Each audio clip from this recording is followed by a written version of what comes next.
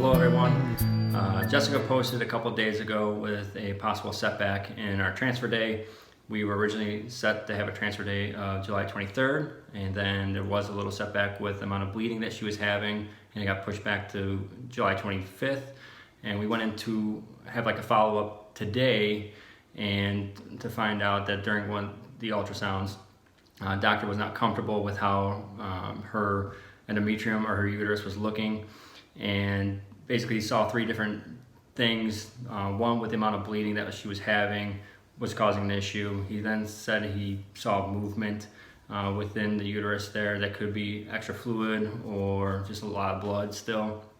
And then he didn't see these three lines, which is called the trilaminar. It's basically where the uterus kind of folds over and meets the left side and the right side, kind of meet in the middle. There's a third line that kind of shows up on the ultrasound, and that shows that the uterus is growing, or the endometrium is growing really nicely, and he didn't see that. So with all that being said, but he looked back at other pictures. Yeah, he went back. Months ago. Yeah, he went back and he did a couple see weeks it, ago and so saw he it. knows it's possible. Yeah, so with that all being said, we had a setback with it, so we don't have a date yet now for a transfer. Jessica was instructed to stop the estrogen patches as well as the estradiol tablets, estrogen tablets, and she's now starting on prometrium with the idea to get, supposedly prometrium is supposed to get all the extra blood out of her system. She'll do that for 10 days, and then 3 to 5 days later, she's going to have her period and try to get all the extra, I guess, blood. So I'll be bleeding for a while. Yeah. I've already been bleeding for about a 6 week now, days. yeah. But ironically today I did not bleed. Yeah, go figure. And go ahead. So basically what we're having to do now is kind of reset the whole, uterus and lining and everything. So best case scenario is that you get your period, and So after the 10 days, and then I finally get my period, he wants to see me specifically roughly around day 5 of my period. And if everything looks fine, he'll put me back on the estrogen that I was on.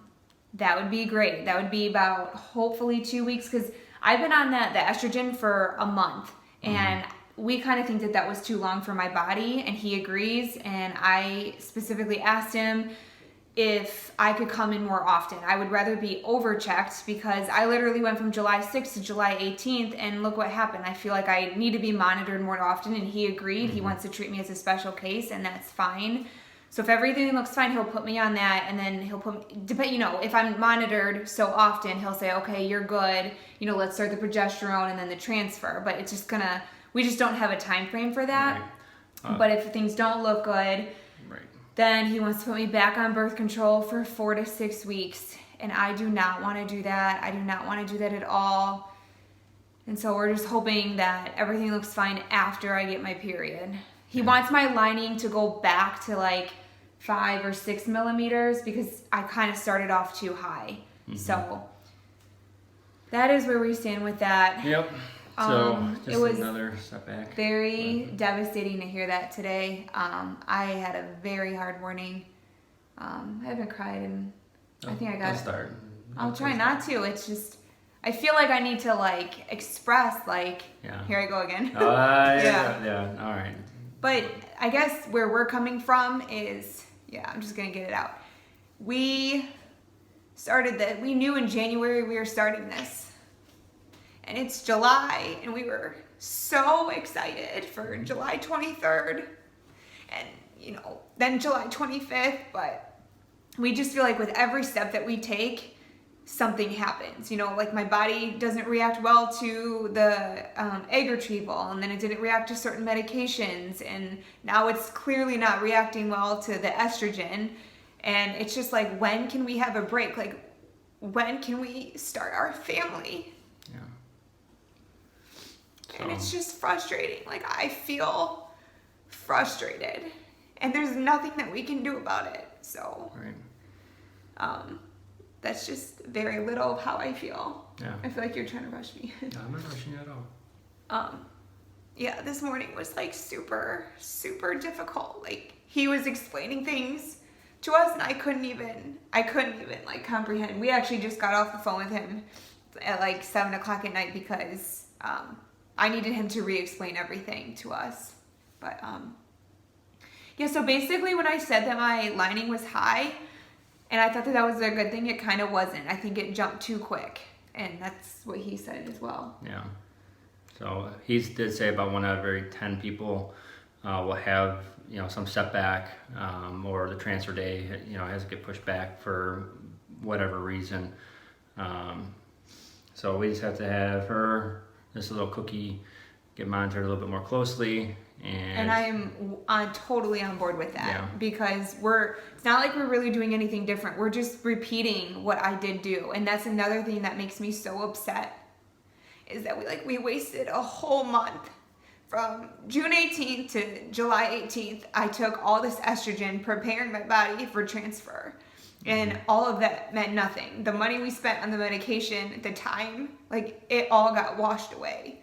And I just am having a hard time with that. But it is day, we just found out today, so I just think I need time and accept the new plan in place. So, yep.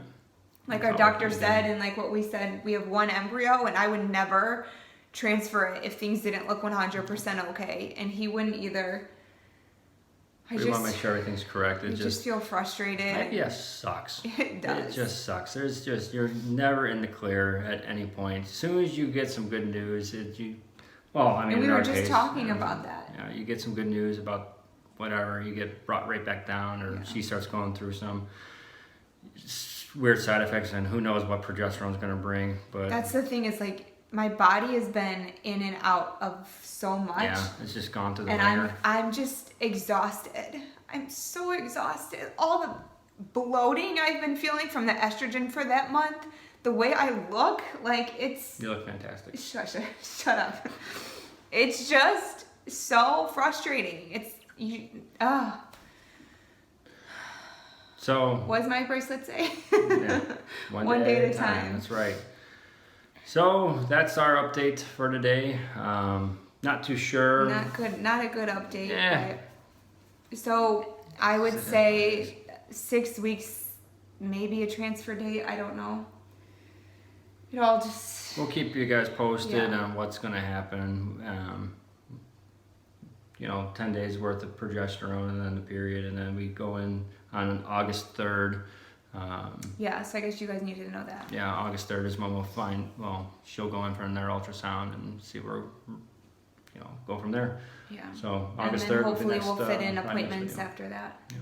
So, wish we had better news, but if anything else changes, we will always update you. Thanks, guys. Yep, appreciate it.